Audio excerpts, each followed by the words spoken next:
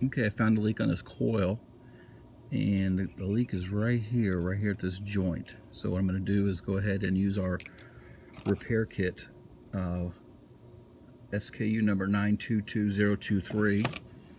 I've already cleaned it up with the wire brush that's included in the kit. The leak was very evident when I had 200 pounds of nitrogen in it. So I'm going to go ahead and see if I can successfully repair this coil.